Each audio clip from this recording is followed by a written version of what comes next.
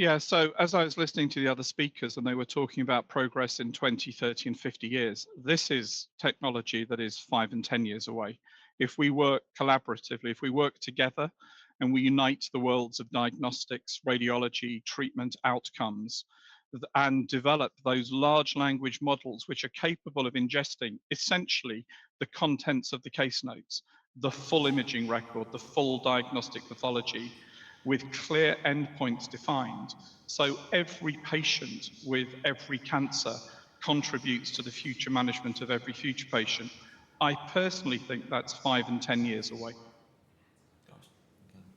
Can I just follow on very quickly? Do you think that at some point there will be a time where those language models can replace clinical trials, or at least part of clinical trials? Yeah, I guess I defend the absolute purity of a clinical trial to identify the causation. So, is drug X the individual parameter which is determining an improved outcome? So, I personally don't think real world evidence and AI will replace clinical trials. I think it's going to complement clinical trials.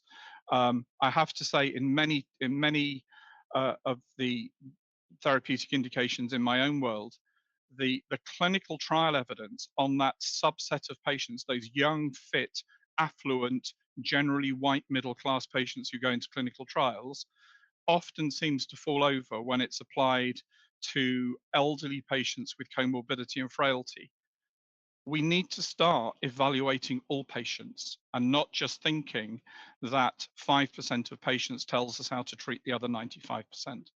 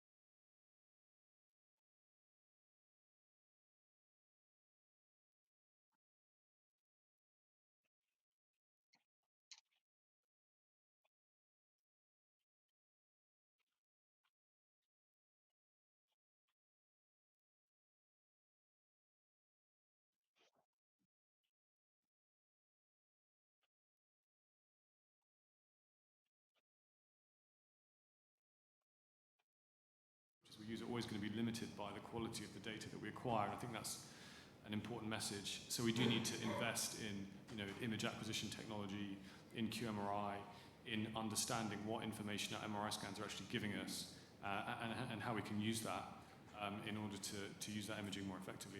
And I think imaging is going to stay a central part of strategies for screening and monitoring these patients. So we have to see it as really central to the process. How about the role of the radiologist within that?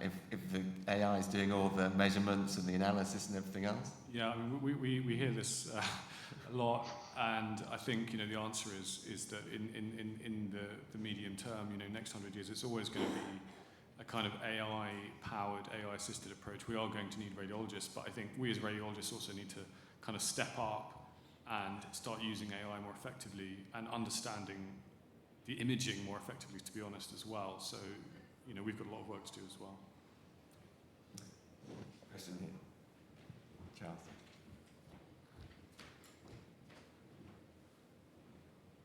It's more a question about patient representative groups, but I just aware we're in a world where there is quite a lot of data skeptics out there, and people who don't believe information. I'm just wondering how acceptable this is going to be if someone turns up to my clinic in 5 years' time. I press a button, their entire clinical records, their radiology disappears into a black box, comes out with an answer that they don't want to hear, they don't like. Are we going to have an issue about getting people's buy-in and belief in this at the end of the day? Can I try to give an answer from the imaging perspective? I mean, I think there's a whole range of different methods that are available in imaging in particular, but I'm sure more broadly as well. And actually, I think the kind of interpretability and trustworthiness of those things varies a lot depending on how they work. For example, in myeloma, if you have a method which labels lesions, and you can see that, and then it also goes a step further and measures the volume of disease and gives you some phenotype, then the radiologist and the patient can kind of see the working. And I think that makes it much more trustworthy, and it also means that someone can check over each of those steps in the workflow, and it can be supervised by a human. If you have an algorithm which does the whole pipeline, then you're right, it does become a black box. So I think we need to think carefully about the kind of modularity of the algorithms that we use, and I would argue that we do need to have a modular approach in order to make them trustworthy. And then Jeff, I don't know if you want to comment from a DataCam perspective in terms of public engagement, and we know there is some potential concern around data sharing, pharma, and all those sorts of things, and what kind of approach is being taken on a national level in that regard? Yeah, so I mean, clearly that's a massive issue, and 10, 12 years ago we all lived through care.data and the debacle that came when the government stood up and very proudly announced it was planning to sell NHS data to commercial companies. At the end of the day, the public do support this. So all of the citizens, juries, all the public and patient engagement, if done properly and if done for the benefit of patients, then it is possible to be done with the support of patients. Some of you may have seen Cathy Sudlow's review on Friday, commissioned by the government, which is working out how to link uniting the country's healthcare data, but not only linking multi-source healthcare data, but how can we integrate that to education, environmental data. And going back to the last question, which I think is absolutely spot on, if this is done through a black box, with a roulette wheel spinning to see what treatment option comes up, no patient will have confidence. But AI needs to develop a regulatory framework, so how AI algorithms are regulated and approved in the same way drugs are. And the concept in AI development is the concept of explainable AI. So you actually know what the algorithm has done and why, and so a clinician can work with the AI and then explain to the patient what the explicit features are that is guiding the decision to be made. That, to me, however, feels much more acceptable than a clinical trial done in another country of 1,000 people who are not like you has told me to give you this drug combination. Thank you. Well, it's been a really fascinating discussion. We are a little bit over. I'd just like to thank all of our speakers in this final session. Thank you very much.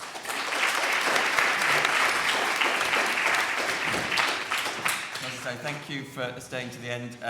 Just a quick couple of plugs just in terms of future meetings. So please do join us at the BSH next year. There's going to be a myeloma symposium focusing particularly on elderly and frail patients, so following on from Gordon's talk earlier today, and then the Spring Day next year, date for your diary, which is the 19th of March 2025, which is going to be focusing more on some of this diagnostic in terms of the present day. So thank you very much, and I think there are some evaluation forms that you'll be sent online as well. It's really important to get that feedback as well. Thank you very much, everyone, for your attention.